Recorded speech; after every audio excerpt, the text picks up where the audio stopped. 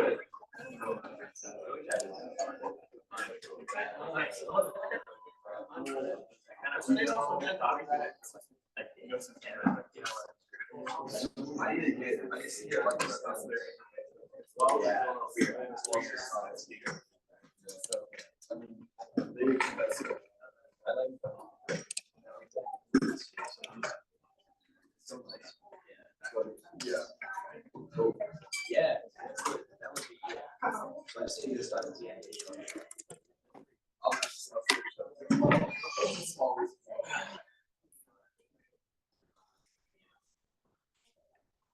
right, ready?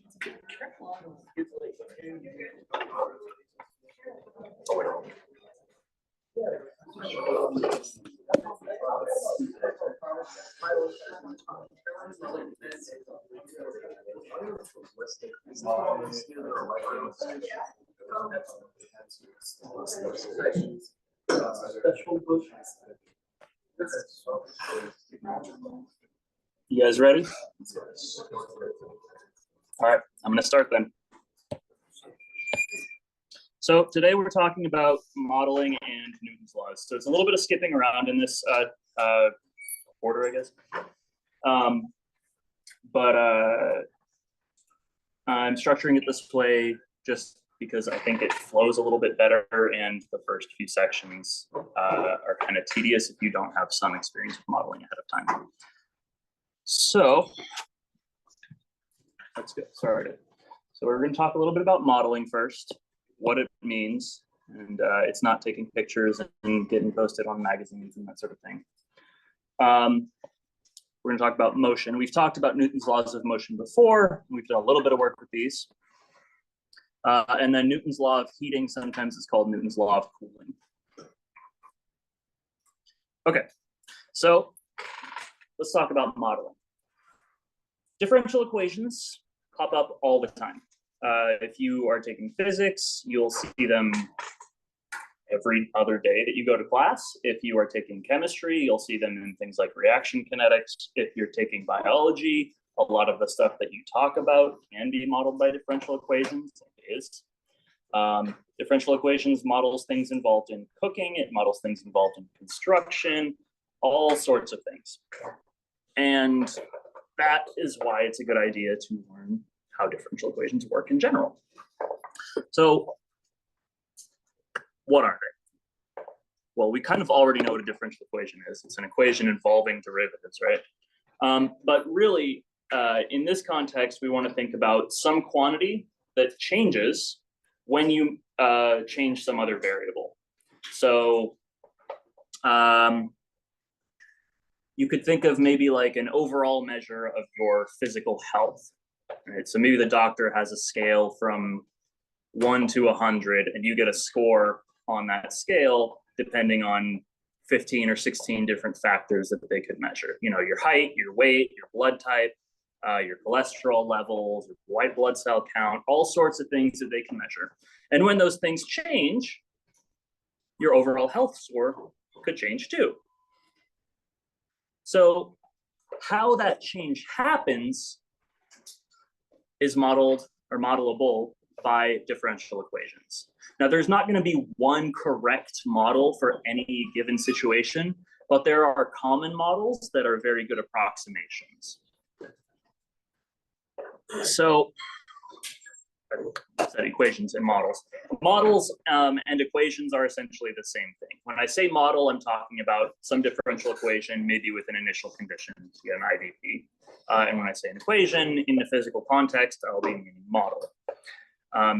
Models come from analyzing systems and making assumptions, basically.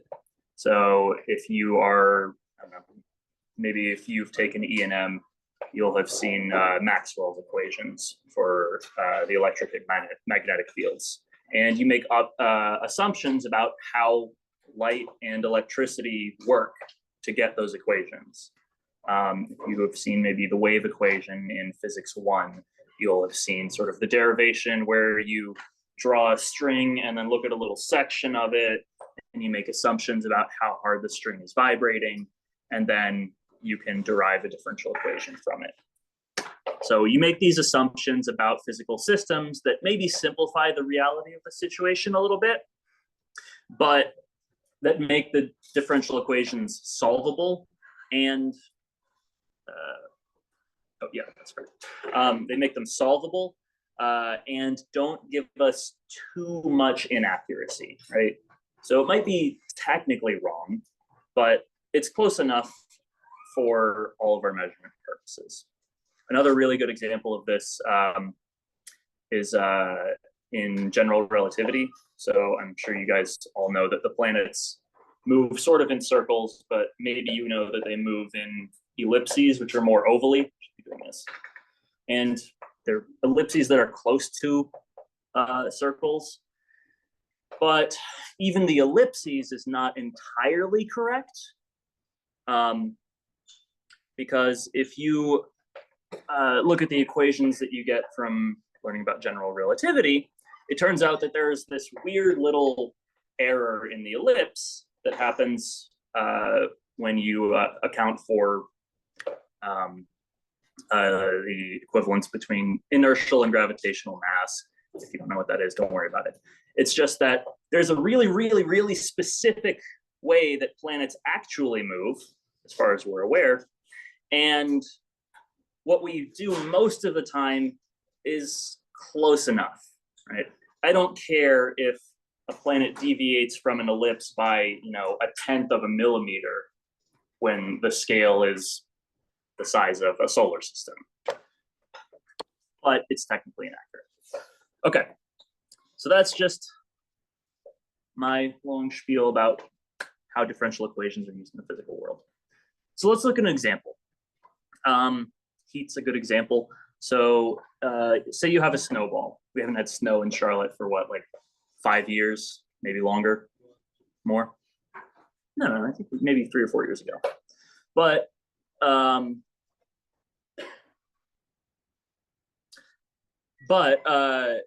when we do have snow, a lot of you probably want to go outside and throw snowballs around, or maybe stay inside and drink hot chocolate. But what do snowballs do? Well, they're big balls of ice that are kind of packed together. And if you bring them into a house, they will what?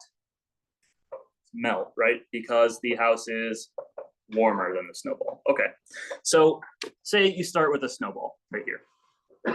And you put it inside of a room that's at a higher temperature. Okay, it melts because second law of thermodynamics tells you heat travels from the room into the snowball. And that heat, you know, maybe makes the molecules move around and turns the ice into water, and the snowball shrinks, right? It loses that water and becomes a tinier snowball. What if we want to measure the volume of that snowball over the entire time that it's melting? How could we do that?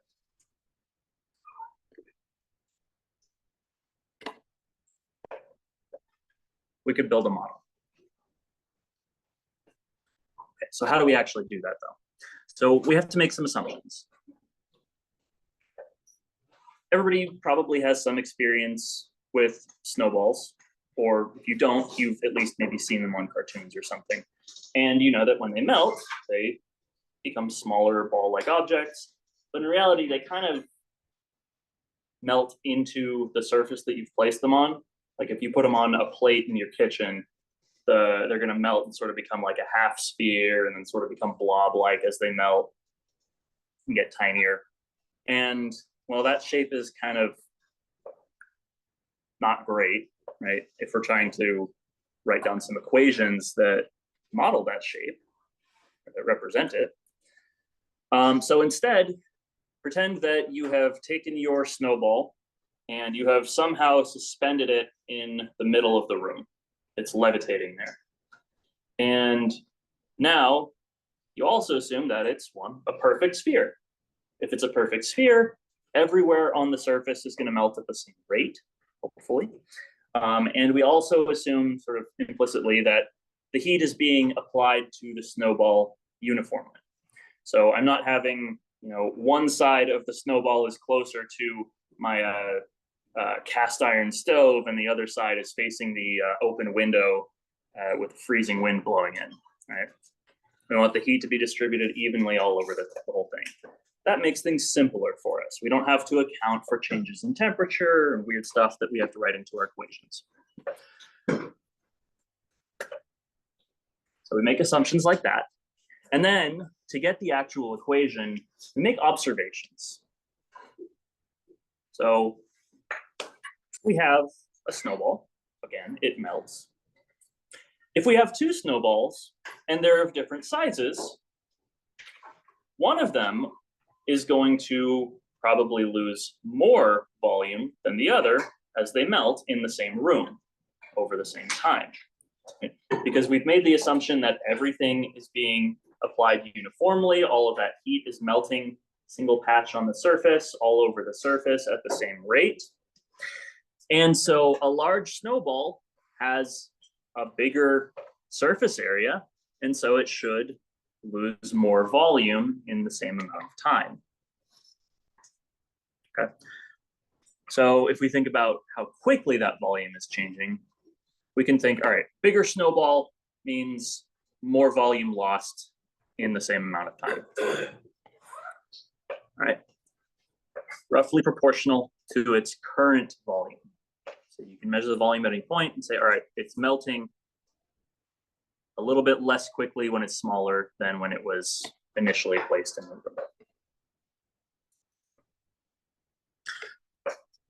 All right. So what can we do here? Well, we have to write down an equation, right? So what is this? This is the derivative of the volume with respect to time. This is telling me how quickly the size of that snowball changes every second at any point in time. And we're claiming that this rate of change, the number of centimeters cubed maybe, or millimeters cubed, is equal to some constant times the volume of the snowball that we currently see. That's what we just said. All right, so if we then include the initial volume here, we have an equation plus an initial condition. That's an IVP. And well, we've seen this equation before. It's a separable one with a very simple solution. So bring things over, integrate, and then bring things back over, blah, blah, blah. Solve for V. And so we get this. Okay, cool. Well, what do we do with that? We make predictions.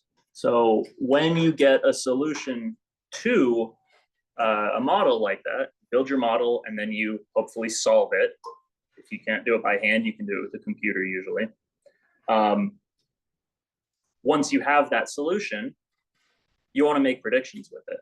You want to say, all right, well, if this is correct for this data that I've been given, now if I'm given some other data, I can tell you how a snowball is going to melt.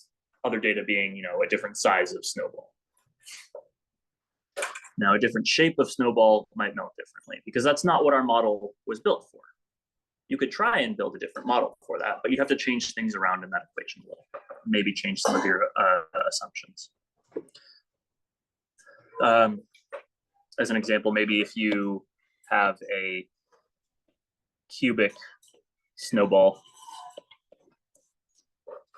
then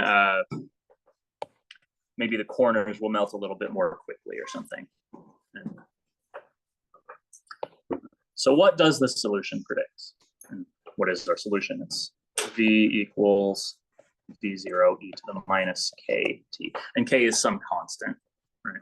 We'll figure out what that constant is, usually by measuring the size of the snowball at two different times. So you need some extra data.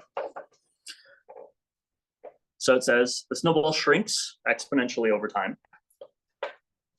And it's never completely melted for any finite time, right? So if we go back to our solution here, assuming that we actually have a snowball to begin with and that this V0 is not 0, this K is probably going to be some positive number. And this factor right here is always what?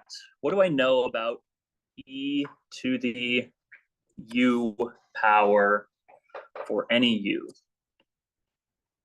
for all u, e to the u is a positive number, correct? Right. And over here, well, I've got minus kt, so maybe minus u would be better to put here. But that's a positive number. This is also a positive number if we have a snowball.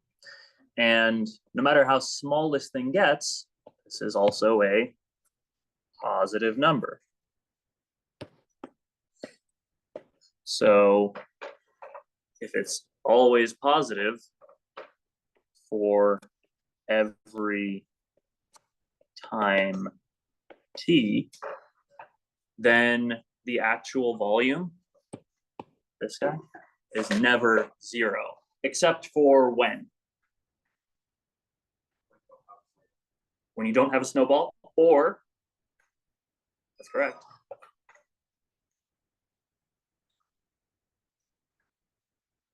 Ooh.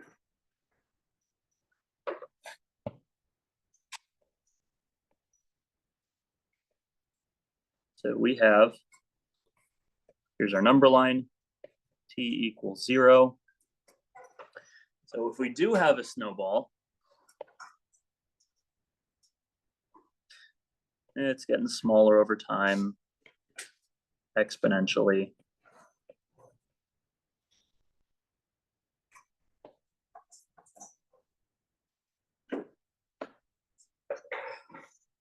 There's no snowball after an infinite amount of time. So the limit as t goes to infinity of v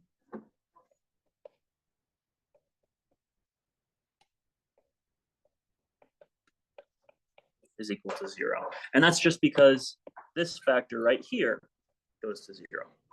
Now, whenever we talk about limits as t goes to infinity for physical models, we can't actually wait an infinite amount of time, right?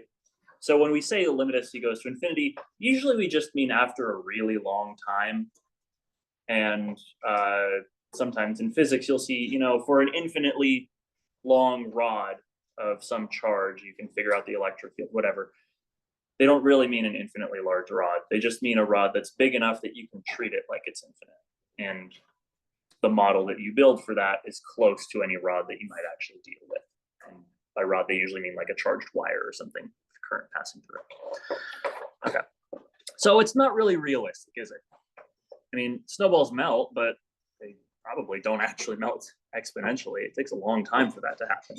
And they do actually melt all the way, right? We have a finite number of ice molecules in the snowball, and each one of those is going to eventually gain enough energy to turn a patch of the snowball into water, melt off, blah, blah, blah. So it does really melt after a long enough time and not infinite. So this is our approximation idea. So it gives us a rough idea. So snowballs, again, may not be the right shape, may not really be the correct melting rate, but it's close. It's close enough for us to make some quick measurements for, you know, maybe short times or something. Okay. So if it's not really correct, can we modify it a little bit? How do we change our models to be better? This is actually what most people who study differential equations in the applied setting do, is they build models like this and they say, well, I did an experiment and it doesn't model that, or my model doesn't reflect this part of the experiment. So I have to tweak it a little bit, see if I can make my equation produce the behavior that I see when I actually put snowballs in the lab and melt them. Or maybe, I don't know, put a torch on one side of a snowball and see if you can model that behavior well. So how do you model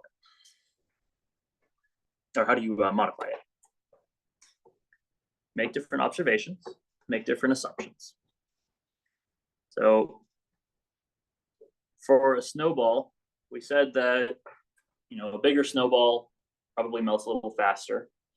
But if we think a little bit more carefully, more in depth about the structure of a snowball, it's a literal ball of ice. And the heat from the room that it's in is being applied directly to the surface, right?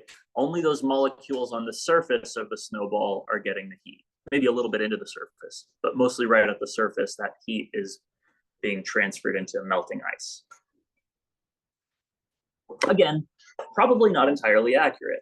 There's another thing that we know about snowballs, and that's that, or about ice in general, and that's that when you apply pressure to it, ice also melts, which is a weird phenomenon, but that's something that you might want to account for. So you can add in all of these extra things and make more complicated models. But again, start with easy models. That's what we're doing here.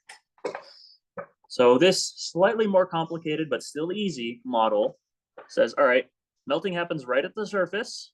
Inside of the snowball is kept cold by the surrounding snow. That's an assumption we make. It's an observation plus an assumption. So our guess then is that the rate of change of volume is thus proportional to the surface area instead, right? Because that whole volume we just said is not really contributing to melting. The surface area is. Okay, and so what do we get here? So we get a different equation. It's the same form, but we've changed that V over here to surface area. We're saying, oops, it's calculus. So we're saying that the surface area is this thing that guides how that volume changes. All right, can we solve this model now? Let's try it. So technically this A is a function of T. So maybe we can solve it. In general, I could write maybe V equals, or dV equals minus K A of T dt, and then my solution would be V equals minus K antiderivative of A dt plus C blah, blah, blah. Okay. But I have to know my function A for that. So the other thing that we can do is remember we made another assumption. A snowball is a perfect sphere. Our snowball is a perfect sphere. So what is the volume of a perfect sphere in terms of its radius? Yeah, 4/3 pi r cubed. Right, cubed because we have 3 dimensions to watch out for. And that 4/3 pi just kind of pops out as a coefficient. Okay. What about the surface area? Do we know the surface area of a sphere?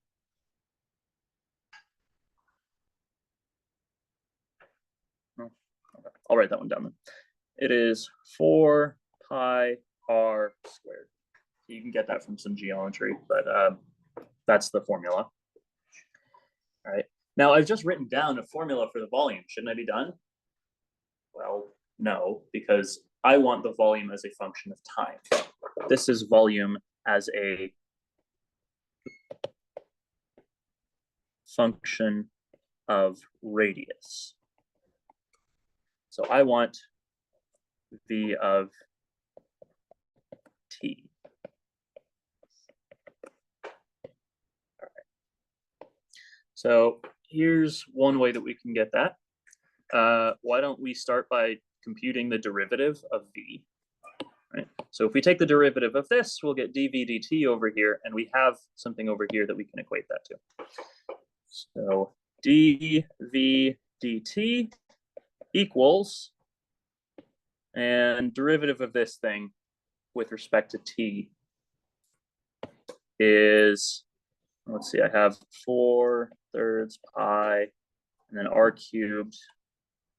Okay, that's the function of t. dr dt.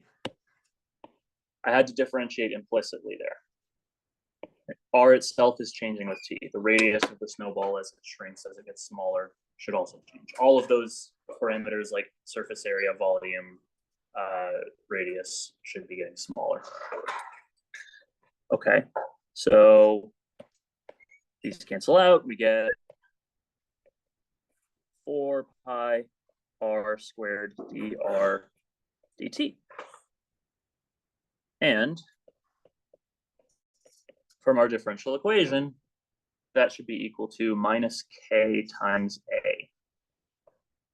Well, that right there is already a.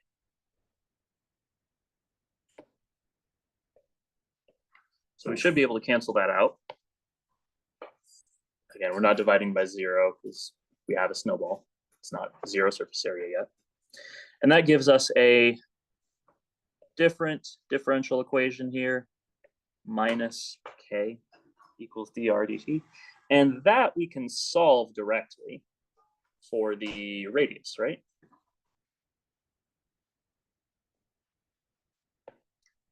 So it's separable, so you can integrate, and you get r of t equals minus k t from 0 to some time t in the future. Okay, so it's just going to be mistake here. When we integrate both sides, we need to have r of t minus r of 0, and then minus k t. Okay.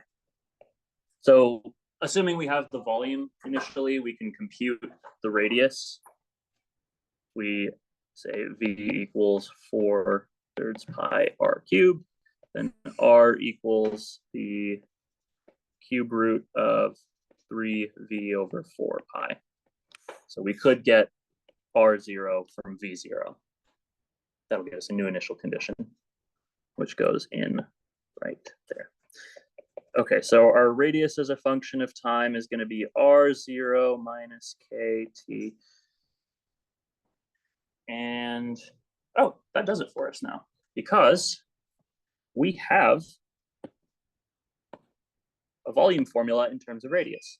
So we took this differential equation in terms of volume, found a differential equation related to it in terms of radius, solved that, and now we can just plug it back in. And again, we needed to make that assumption of perfect sphere snowball in order to get that formula.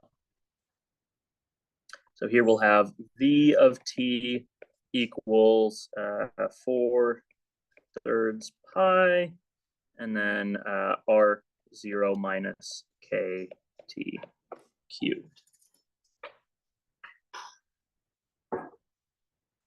So now, what happens as t goes to infinity?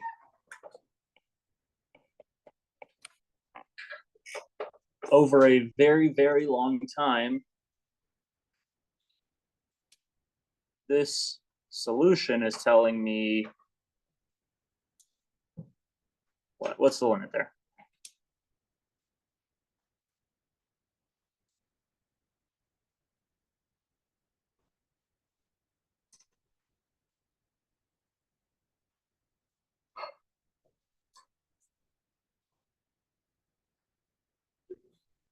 It's not 0.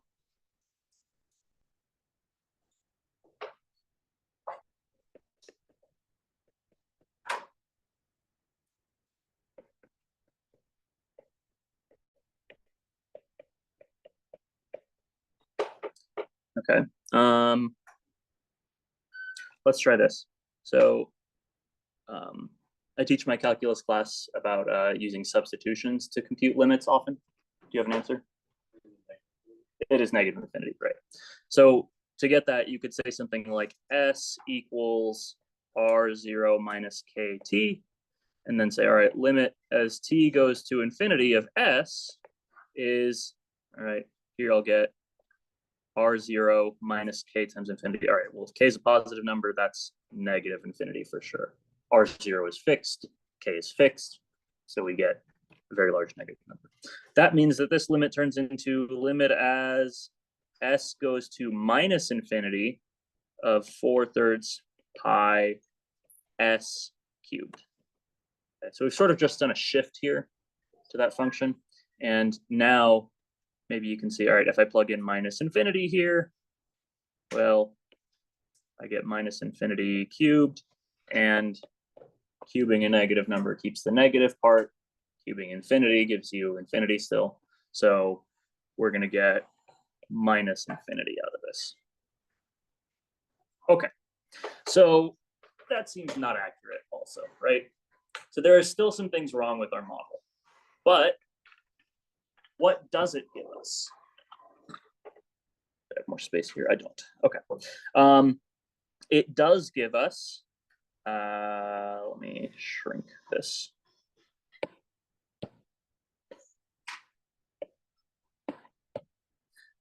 So it does give us a finite value of t where the volume is equal to 0. I could solve that equation.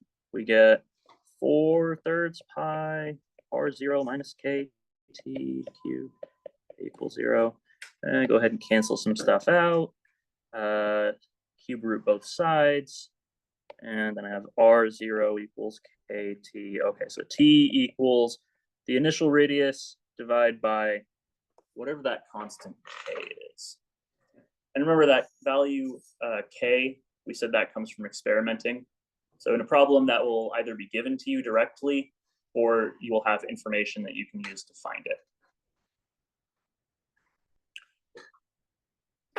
So we do have a finite time at which the snowball is all gone, and that seems a little bit more realistic. Past that time, our model doesn't really work. So really, maybe we should say our solution should be more like a piecewise function.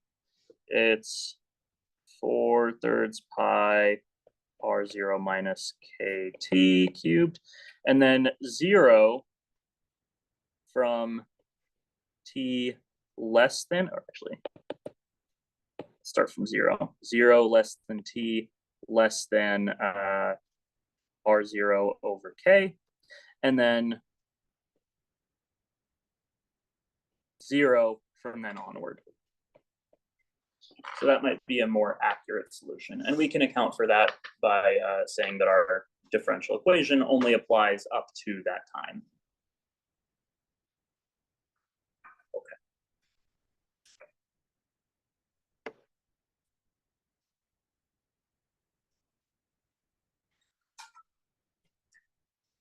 So that is it.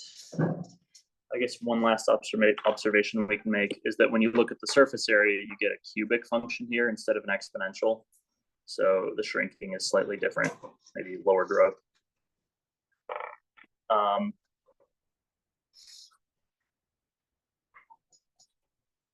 Okay. So now let's move on to Newton's laws. It's a little bit different. Newton's laws, we've seen before, F equals ma. So we are starting with a general problem. Example of an object moving through space. And we want to know, given some initial data about the object, it's where it starts, how quickly it's moving at the beginning, or any forces that are acting on it, can we figure out where it's going to be at some later time? So easy example of this, take your baseball, you throw it way up in the air. Where does it land? When does it land there? When is it at the top of its trajectory? You know, is it going to go over this cliff that I see if I launch it at a certain angle? We can figure all that stuff out if we know a function x. But we can't figure out what x is unless we start with some assumptions about the situation, right? So dx dt is the velocity, okay? Change in position over time. The second derivative, well, that's the derivative of the first derivative, and that is acceleration. It's how the velocity changes over time. So we know that. And then we also have this thing called Newton's second law, F equals ma, which is usually just given to you. But let's take a minute and actually figure out where that comes from. So what Newton actually said was that the momentum is proportional to how you whack something. So if you hit something with a hammer, its momentum, this weird combination of mass and velocity, changes. So dp dt equals the derivative of mass times velocity, because that's just how momentum is defined. It's this measure, mass times velocity. And he says that's equal to the force over time, blah, blah, blah. And if you expand that using the product rule, you actually find this, which does not look like ma. What we get is whatever this weird term is, times the velocity plus mass times acceleration equals some force. This is a weird error term there, isn't there? It's not really an error. It's more like what happens when the mass changes, because you have the derivative of mass with respect to time. That doesn't usually happen, does it? Mass doesn't often change. Maybe you exercise, but that's not really what we're talking about here. We're talking about an object being thrown through space and its mass changing. Can you think of an example like that? When might that happen? Great example, yeah. So an asteroid might come in from outer space on some trajectory. It hits the atmosphere and starts burning up, adiabatic heating, tearing away bits of rock, and it loses volume, right? It loses mass. So in that situation, this term would not be zero. Another example? How about going the other way? When, yeah, exactly. Yeah, exactly. So those rockets that Elon Musk and NASA like to launch from Cape Canaveral or Cape Kennedy, wherever, those things have to be filled up with tons and tons of fuel. That's why they're so huge. All of those tanks that drop off as they're being launched are filled with really, really nasty chemicals that burn very well. And that takes up mass. So when they burn, that mass gets ejected out the back in the form of fuel and energy, or flames and energy, and you lose that mass, which means that the rocket travels differently. The force on the rocket is different because it weighs less. Okay, so those are some situations where this might not disappear. There are other ones, but those are pretty good ones. In most situations, it's constant. Right? You throw a baseball up, you don't expect it to be cleaved in half immediately, and then you have half of baseball falling on the floor. That would be very weird. So this term is equal to zero usually, and that's how we get the MA form of Newton's second law. That's what we're familiar with. We've seen before.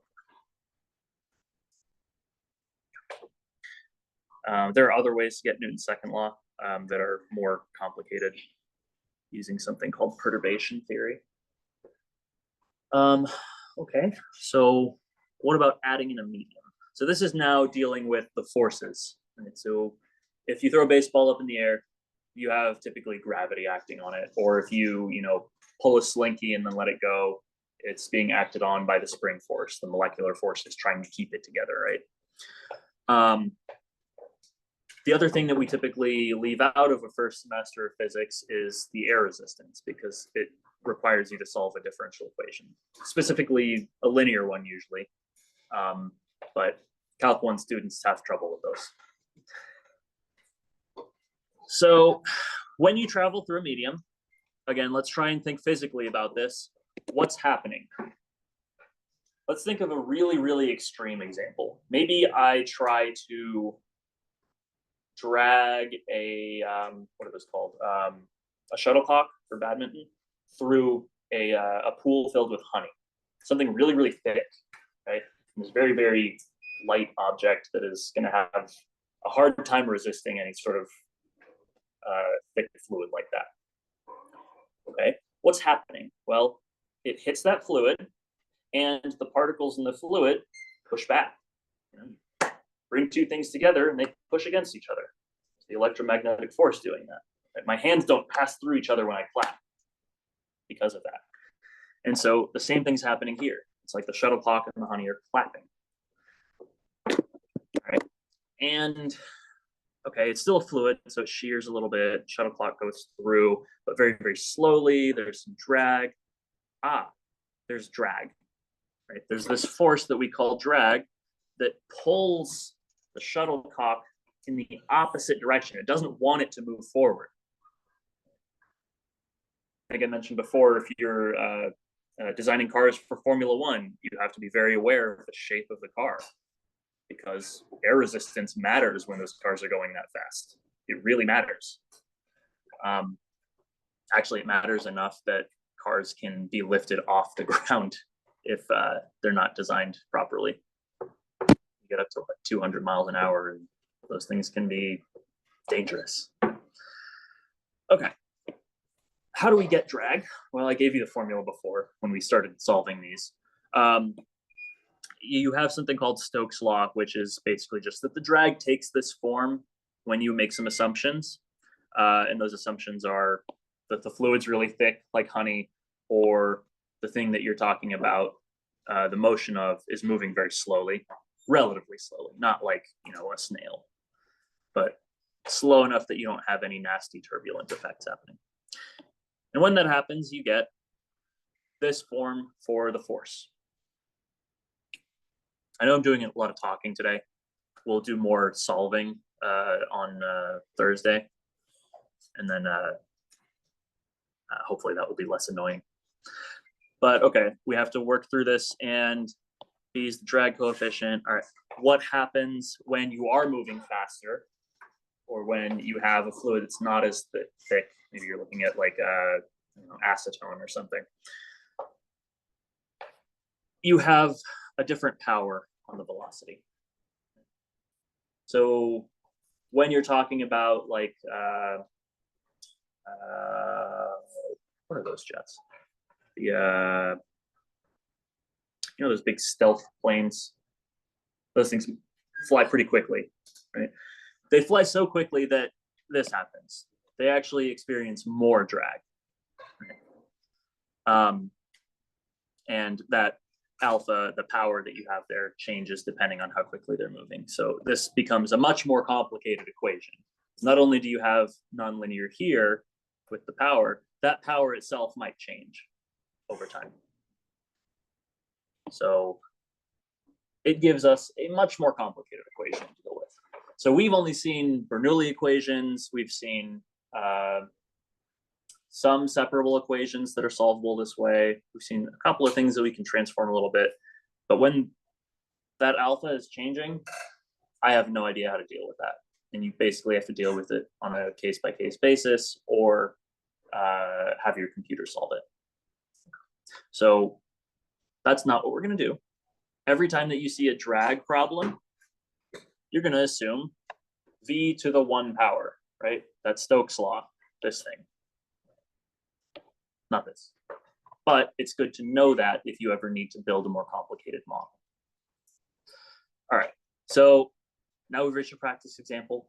I'll let you guys take a look at this, read through it, see if you can solve it. It's a problem that we've done before, but we're now dealing with it in a slightly different context. So I'll give you, let's see how much time we have. I'll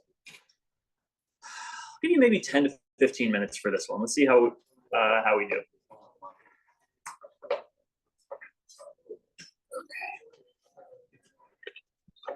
Okay.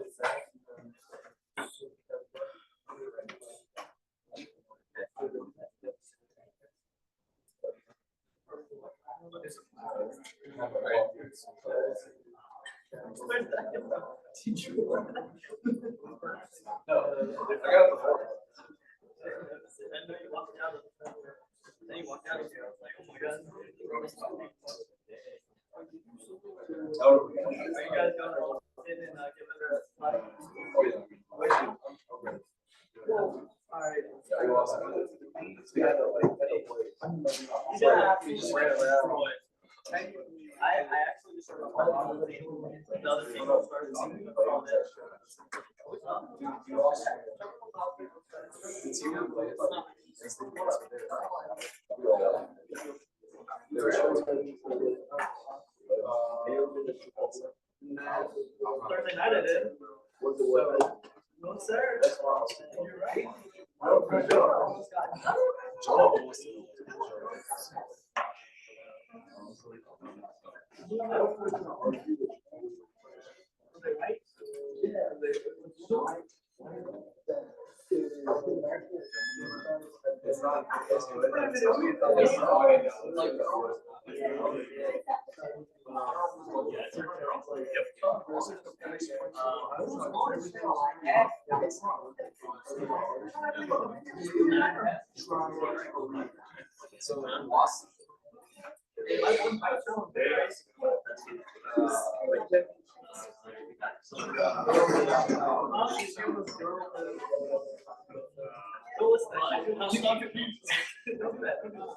Everything is free.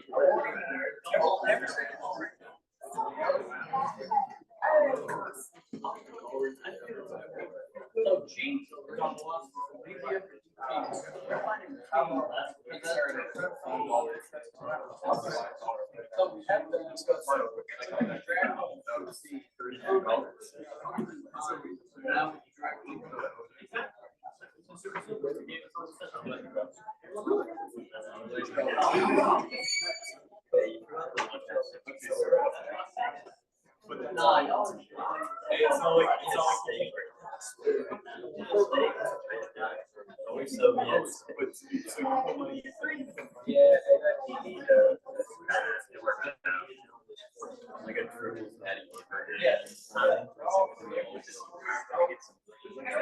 she's saying if she puts some $4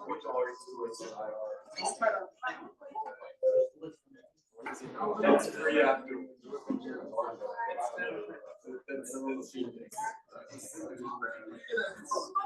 He's like, yeah, your meat is a little dry. That's what some sauce is. The meat should be dry. You should have sauce and not be messy.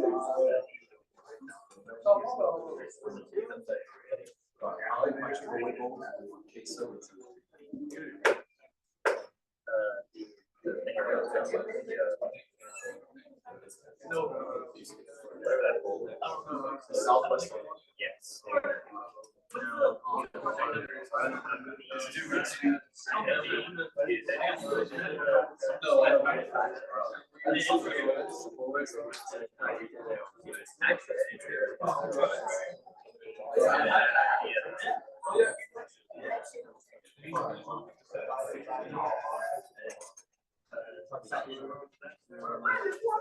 That's what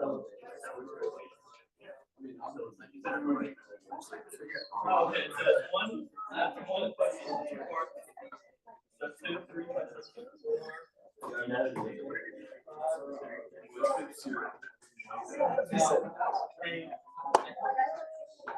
I mean, there's only says number 10. It's a couple questions that were I would.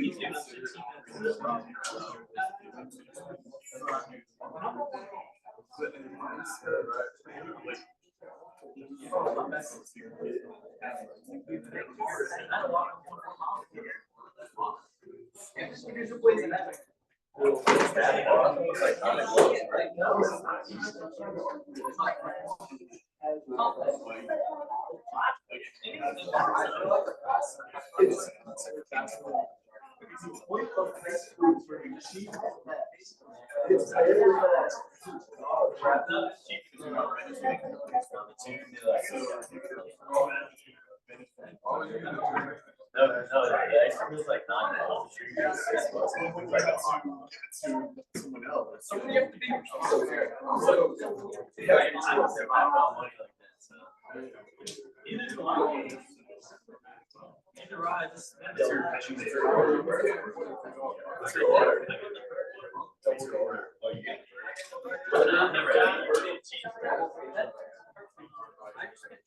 I gotta walk in top of it.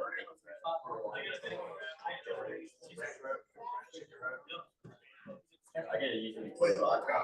If I do get no, but they already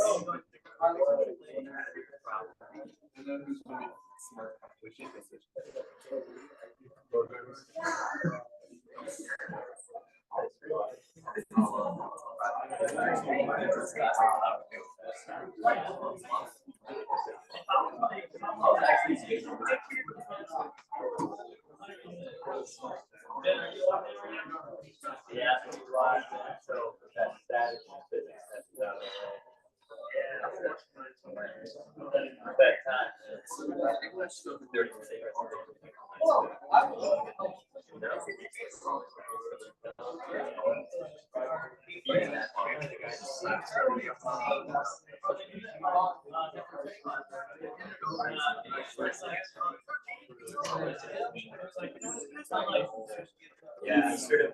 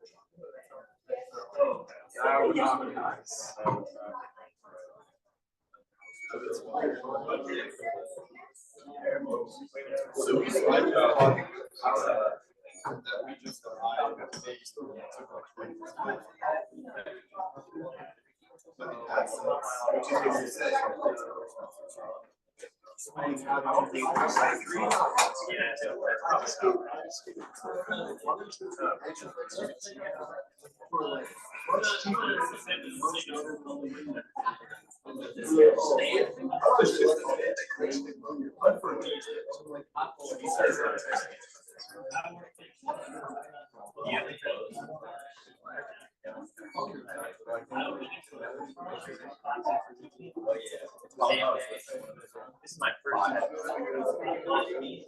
Yeah. I did first one. So like, cool. Like, I didn't know this thing. What was that like? Was it like every time I asked him, like, oh, I don't have an answer. You got the other same.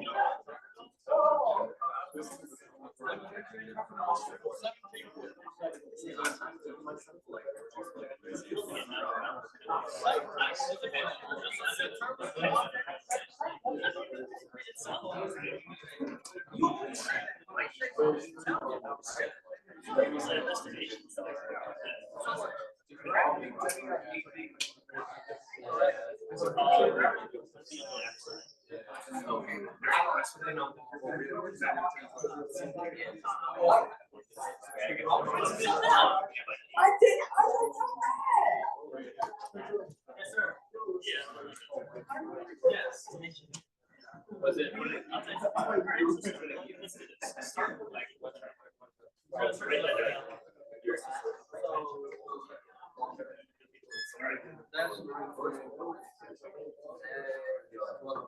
Is it not? Is that equation? You're right. You know, if A is gravitational force, but one plus T.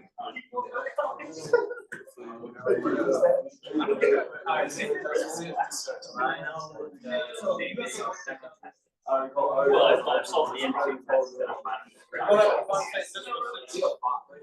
Yeah, I want it. Yes. Yeah. Well, it's not going to go.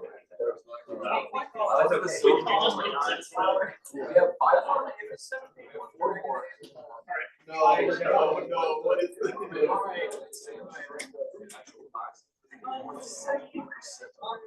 No, I yeah, I feel like that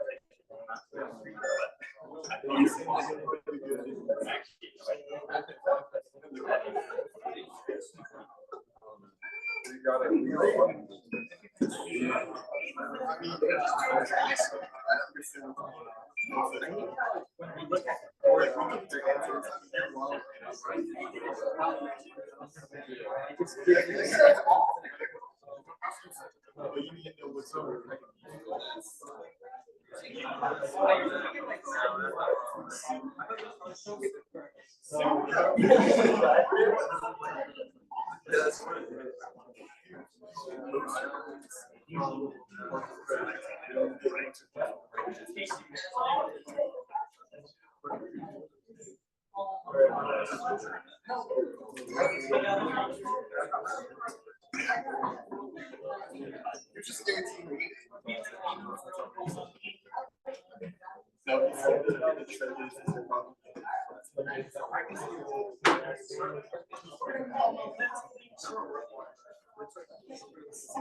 Okay, here you go.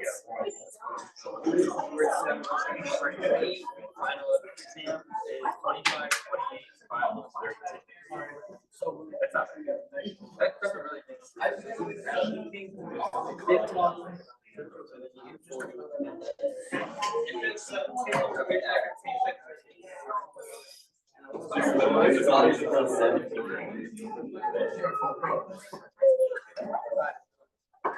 True.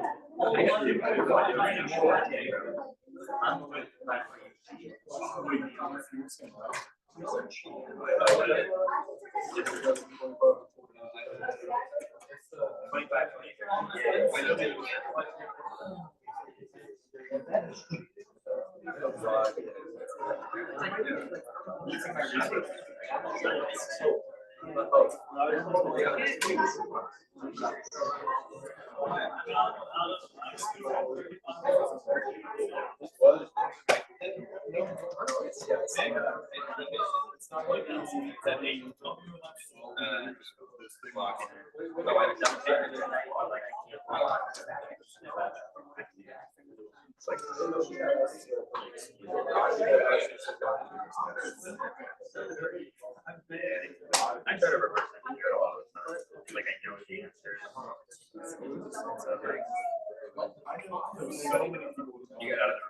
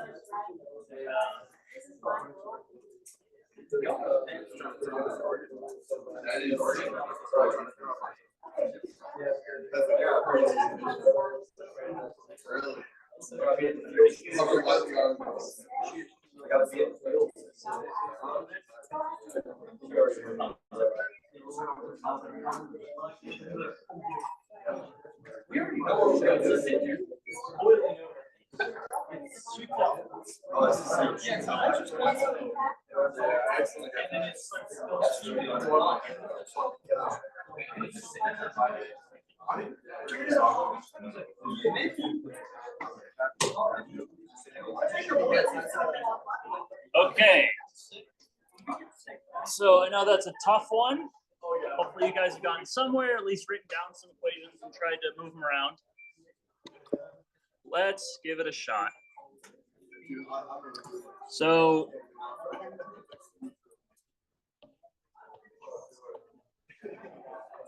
okay, so let's note our parameters. What are we given? Mass and initial height, yeah. Gravity. And that drag coefficient, right? Those are our 4 things that we're given. All right. Well, 500 we should write down maybe as x0. Right. So that tells us an initial condition. Oh, there's actually one other thing.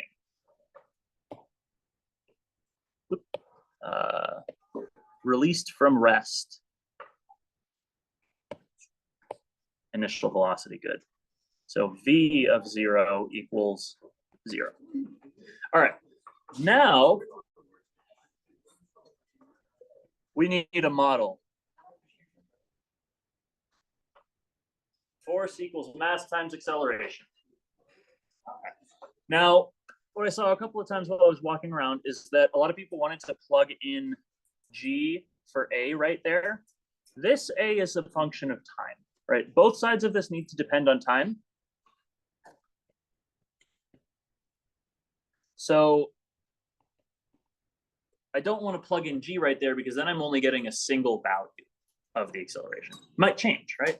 We have the velocity changing over time, and that should affect the acceleration. So what we're going to do is say, all right, well, this force splits up into 2 pieces, gravitational force and the drag force, and mass times acceleration. Well, acceleration is either the second derivative of position or the first derivative of velocity. We don't know what to do with second derivatives in equations just yet, so we're going to leave that part out and just write dv dt. Given this, now we can write down our forces. And I'm going to write minus mg, assuming that down is the negative direction, and drag will be positive dv. Okay. Velocity is downward, drag force should be going upward, opposing the direction of motion.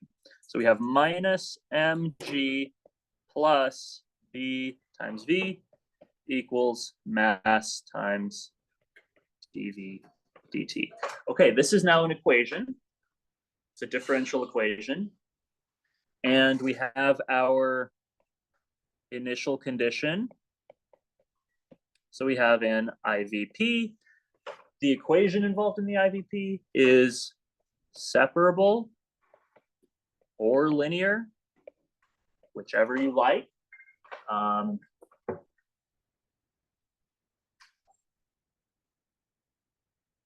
think I want to do it the linear way. So we'll treat this linear as a linear equation, which means we want to divide by m and write things in standard form. dv dt minus b b over m times v equals minus g. Okay. So we need our integrating factor. What should that be? Well, mu equals e to the antiderivative of minus b over m dt. Okay, well, that's just e to the minus b over m t. I'm getting a little tired of writing b over m, so I'm going to write e to the minus lambda and just define lambda to be b over m. This is something that you can always do. It's a small technique, but it helps a lot when you get nastier equations. If you have tons and tons of coefficients popping up all over the place, collect them all into one spot and just write a letter in place of them. Make sure you record what that letter means, but just write that and then solve it from there on. Because constants, constant multiples, constants added on, they're not going to affect the derivatives very much. You integrate a constant, it gives you a t. You differentiate a constant, it gives you a 0. Multiply it by a t, okay, I just have to carry the a around, whatever letter I use. So that makes things a little bit easier for you to write down and think through. All right, solving this, we get e to the minus lambda t dv dt minus lambda e to the minus lambda t v, and then g e to the minus lambda t. Okay, I integrate both sides, and I get e to the minus lambda t v equals minus g over lambda e to the minus lambda t plus c. Okay. Notice I'm solving for the velocity here and not the position. I want the position, but I got to get that velocity first. Okay, so let's get our value of c. T v is going to be 0, 0. So e to the 0 is 1 times 0 equals minus g over lambda plus c. Okay, and so c equals g over lambda, which means we've got that v as a function of time is minus g over lambda plus g over lambda times e to the lambda t. Okay, that is our velocity function. We'll plug in numbers at the end, but this, now we can note this is the first derivative of position. And now, again, this is a separable equation, has the x on one side, and then everything else is in terms of t, so we can just integrate both sides. And we get x as a function of t is minus g over lambda t plus g over lambda, oh wait, not just lambda, I integrate this part and I get lambda squared e to the lambda t plus some constant c. And now the initial condition was x of 0 equals 500. Right? And when I put in 500 or 0 for t and 500 for x, I get g over lambda squared plus c. So c equals 500 minus g over lambda squared now. All right, and now I get to write down my final answer here, which is 500 minus g over lambda squared minus g over lambda t plus g over lambda squared e to the lambda t. All right, let's get rid of all these g's and lambdas here. G is 9.81. Lambda is, well, I had b divided by m, so 3 divided by 3, oh, that's 1. And then maybe we should check the units. That's newtons per meters per second divided by kilograms. So hopefully that is dimensionless. Newtons per meter per second per kilogram. And then a Newton is a kilogram meter per second squared.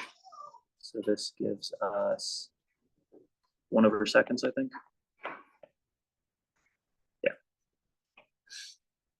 Yes. Okay.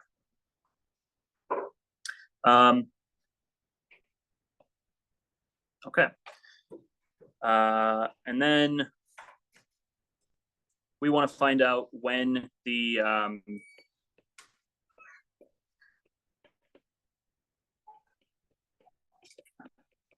position is equal to 0, right? So when is x of t equal to 0?